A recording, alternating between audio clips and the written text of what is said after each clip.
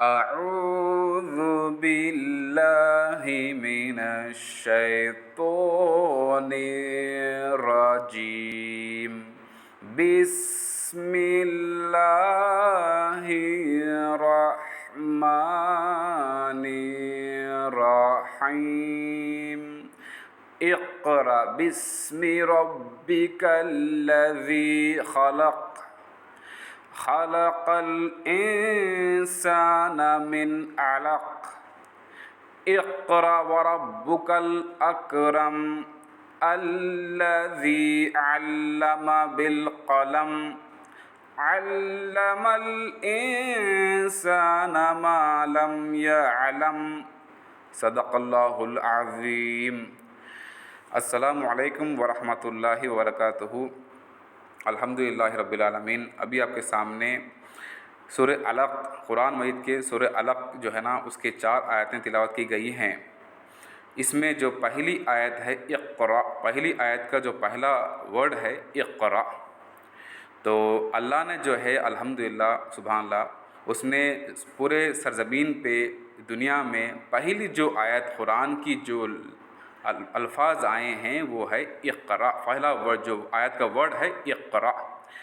اقرأ مطلب کیا ہے؟ ترجمہ پڑھیں گے. ترجمہ: اقرأ بسم ربک الذی خلق، پڑھو اپنے پروردگار کے نام لے کر جس نے سب کچھ پیدا کیا. پڑھو. اقرأ مطلب کیا ہے؟ پڑھنا، پڑھو. اقرأ، پڑھو اپنے پروردگار کے نام لے کر جس نے سب کچھ پیدا کیا. تو پہلا جو ورڈ ہے اقرأ ہے. تو اس کے بعد خلق الانسان من علق، اس نے انسان کو جمے ہوئے خون سے پیدا کیا. پھر یہاں پہ دیکھیے اقرأ وربک الاکرم، پڑھو اور تمہارا پروردگار سب سے زیادہ کرم والا ہے.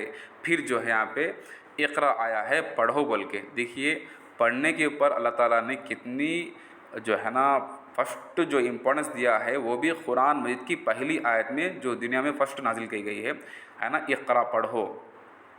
الذی علم بالقلم، جس نے قلم سے تعلیم دی، قلم کے ذرائع تعلیم دی. علم الانسان ما لم یعلم، انسان کو اس بات کی تعلیم دی جو وہ نہیں جانتا تھا. اس کا مطلب کیا ہے؟ جتنے بھی تعلیم آج انسان کے پاس ہے، دینی تعلیم ہے نا، جو بھی علم ہے وہ سب شروع ہوتا ہے پڑھنے سے.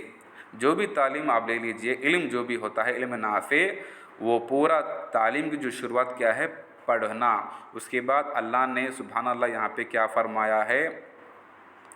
الذی علم بالقلم، جس نے قلم سے تعلیم دی. دیکھیے یہاں پہ ایک بات آئی ہے پڑھنا، اور ایک یہاں پہ قلم مطلب کیا ہے؟ لکھنا. قلم جو ہے نا، لکھتے ہیں نا قلم، تو یہاں پہ قلم کی بات آ رہی ہے جس نے قلم سے تعلیم دی. تو یہاں پہ کیا ہے؟ پڑھنا لکھنا بیسک جو ہے انسان کا کرائٹیریا ہے علم حاصل کرنے کے لیے.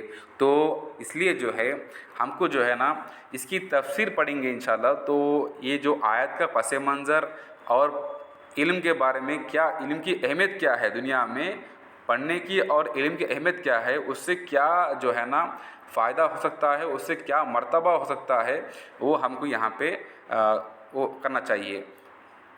اس کے لیے جو ہے نا یہاں پہ آپ کے سامنے تفسیر جو ہے ہم لوگ تفسیر ابن کثیر جو ہے پڑھیں گے انشاءاللہ.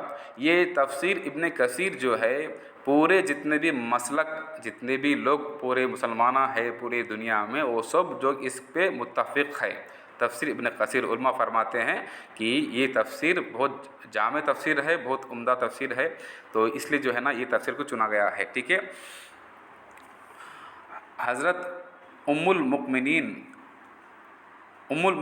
حضرت اماں عائشہ رضی اللہ تعالیٰ عنہ، حضرت اماں عائشہ صدیقہ رضی اللہ تعالیٰ عنہ فرماتی ہیں کہ رسول اللہ صلی اللہ علیہ وسلم کی وحی کی ابتدا سچے خوابوں سے ہوئی، اور جو خواب دیکھتے وہ صبح کے ظہور کی طرح ظاہر ہو جاتا. پھر آپ صلی اللہ علیہ وسلم نے گوش نشینی اور خلوت اختیار کی. ام المؤمنین حضرت خدیجہ رضی اللہ تعالیٰ عنہ سے توشے لے کر غار میں چلے جاتے اور کئی راتیں وہیں عبادت میں گزارا کرتے، پھر آتے اور توشہ لے کر چلے جاتے، یہاں تک کہ ایک مرتبہ اچانک وہیں شروع میں وہی آیا، فرشتہ آپ صلی اللہ علیہ وسلم کے پاس آیا اور کہا اقرا یعنی پڑھیے۔ دیکھیے فرشتہ کیا بولا، اقرا یعنی پڑھیے۔ آپ صلی اللہ علیہ وسلم فرماتے ہیں میں نے کہا میں پڑھنا نہیں جانتا، فرشتے نے مجھے دوبارہ دبوچا یہاں تک کہ مجھے تکلیف ہوئی، پھر چھوڑ دیا اور فرمایا پڑھو۔ میں نے پھر یہی کہا کہ میں پڑھنے والا نہیں۔ اس نے مجھے تیسری مرتبہ پکڑ کر دبایا اور تکلیف پہنچائی، پھر چھوڑ دیا اور اقرا بسم ربک الذی خلق سے ما لم یعلم تک پڑھایا۔ سبحان اللہ۔ آپ صلی اللہ علیہ وسلم ان آیتوں کو لیے ہوئے کانپتے ہوئے حضرت اماں ختیجہ رضی اللہ تعالیٰ عنہ کے پاس آئے اور فرمایا مجھے کپڑا اڑا دو، چنانچہ کپڑا اڑا دیا، یہاں تک کہ ڈر خوف جاتا رہا۔ تو آپ صلی اللہ علیہ وسلم نے حضرت ختیجہ رضی اللہ تعالیٰ عنہ سے سارا واقعہ بیان کیا اور فرمایا مجھے اپنی جان جانے کا خود ہے۔ حضرت ختیجہ رضی اللہ تعالیٰ عنہ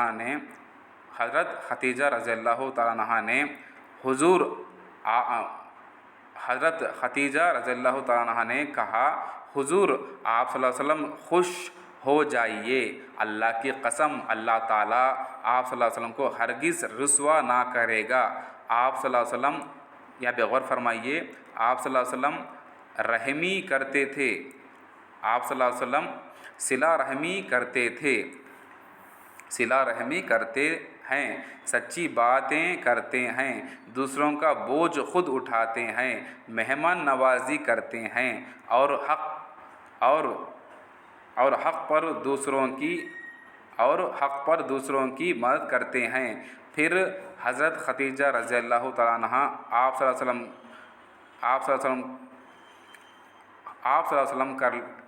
کو لے کر اپنے چچا زاد بھائی ورقہ بن نوفل کے پاس آئے۔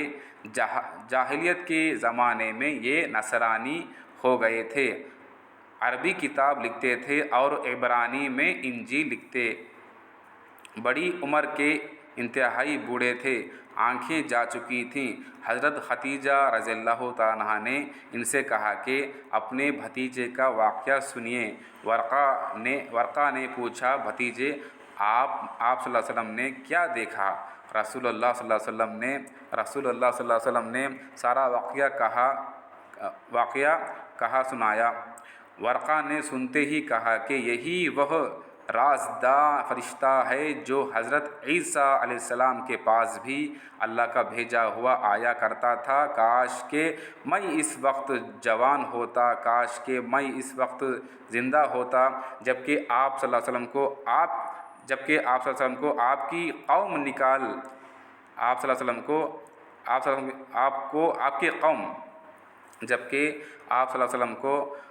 قوم نکال دے گی۔ رسول اللہ صلی اللہ علیہ وسلم نے تعجب سے سوال کیا کہ کیا وہ مجھے نکال دے گی؟ ورقہ نے کہا ہاں، ایک آپ کیا صلی اللہ علیہ وسلم جتنے بھی لوگ آپ صلی اللہ علیہ وسلم کی طرح نبوت سے سرفراز ہو کر آئیں، ان سب سے دشمنیاں کی گئیں۔ اگر وہ وقت میری زندگی میں آ گیا تو میں آپ صلی اللہ علیہ وسلم کی پوری مدد کروں گا، لیکن اس واقعے کے بعد ورقہ بہت کم زندہ رہے۔ ادھر وحی بھی رک گئی اور اس کے رکنے کا حضور صلی اللہ علیہ وسلم کو بڑا خلق تھا۔ کئی مرتبہ آپ صلی اللہ علیہ وسلم نے پہاڑ کی چوٹی پر سے اپنا گرا دینا چاہا، لیکن ہر وقت حضرت جبرائیل علیہ السلام آ جاتے اور فرما دیتے کہ اے محمد صلی اللہ علیہ وسلم، آپ صلی اللہ علیہ وسلم اللہ تعالیٰ کے سچے رسول ہیں صلی اللہ علیہ وسلم۔ اس سے آپ کا خلق اور رنج و غم جاتا رہتا اور دل میں قدر اطمینان پیدا ہو جاتا اور آرام سے گھر واپس آ جاتے۔ مسند احمد۔ یہ حدیث صحیح بخاری اور صحیح مسلم میں بھی بروایت ظاہری مروی ہے۔ اس کی سند میں، اس کے متن میں، اس کے معنی میں جو کچھ بیان کرنا چاہے تھا وہ ہم نے اپنی شرح بخاری میں پورے طور پر بیان کر دیا ہے۔ اگر جی چاہا وہی دیکھ لیا جائے والحمدللہ۔ پس قرآن کریم کی باعتبار نزول کی سب سے پہلی آیتیں یہی ہیں، یہی پہلی نعمت ہے۔ دیکھیے یہاں پہ کیا فرمایا، یہاں پہ اس میں تفسیر میں پہلی نعمت ہے نا، پہلی نعمت ہے جو اللہ تعالیٰ نے اپنے بندوں پر انعام کی، اور یہی وہ پہلی رحمت ہے جو اس ارحم الراحمین نے اپنے رحم و کرم سے ہمیں دی۔ اس میں تنبیہ ہے انسان کی اول پیدائش پر کہ وہ ایک جمے ہوئے خون کی شکل میں تھا۔ اللہ تعالیٰ نے اس پر احسان کیا۔ اللہ نے کیا احسان کیا ہم پر، انسان پر؟ اس پر احسان کیا، اسے اچھی صورت میں پیدا کیا، پھر علم جیسی اپنی خاص نعمت، دیکھیے علم اللہ کی خاص نعمت ہے، نعمت اسے مرحمت فرمائی اور وہ سکھایا جسے وہ نہیں جانتا تھا۔ جو انسان نہیں جانتا اللہ نے اسے سکھایا، وہ سکھایا جسے وہ نہیں جانتا تھا۔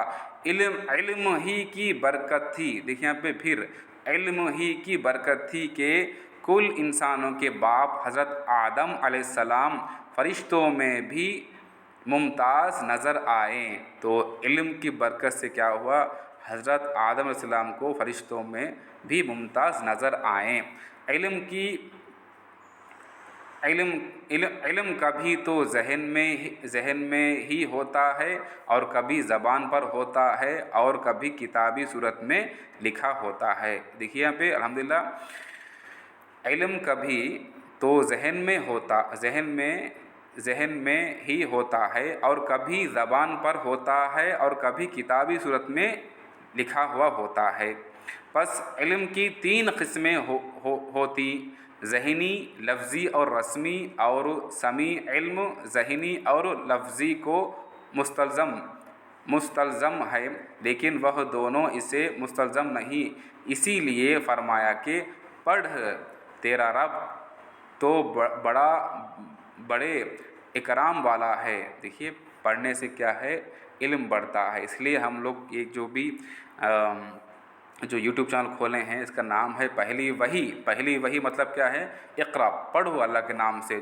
اس لیے ہم لوگ جو ہے نا یہ پورا جو یوٹیوب چینل مقصد کیا ہے، اس چینل میں ہم لوگ جو ہے نا انشاءاللہ اللہ کے توفیق جو ہے نا ہم لوگ جو بھی قرآن، حدیث، تفسیر، جو بھی دین کے علم ہے وہ پڑھ کے اس میں ریکارڈ کرنے کے ساتھ شیئر کریں گے، کیونکہ دوسرے لوگ جو ہے نا پڑھے اور سنے بھی، جس کو اردو نہیں آتا وہ سنے، جس کو اردو آتا وہ پڑھے، اور ناٹ اونلی اردو، تیلگو، دوسرے زبان میں انشاءاللہ یہ پبلش ہو جائیں گا انشاءاللہ۔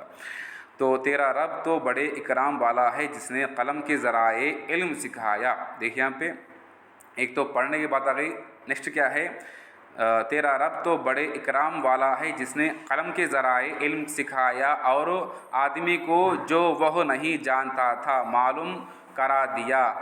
جو بھی انسان نہیں جانتا اللہ تعالیٰ نے اسے معلوم کرا دیا، علم سکھا کے، پڑھا کے، لکھا کے، قلم کے ذرائع۔ ایک اثر میں وارد ہے کہ علم کو لکھ لیا کرو، اور اسی اثر میں ہے کہ جو شخص اپنے علم پر عمل کرے اسے اللہ تعالیٰ اس علم بھی وارث کر دیتا ہے جسے وہ نہیں جانتا۔ صدق اللہ العظیم. جزاک اللہ خیر. الحمد للہ رب العالمین. اللہم صلی علی محمد وعلی آل محمد وبارک وسلم.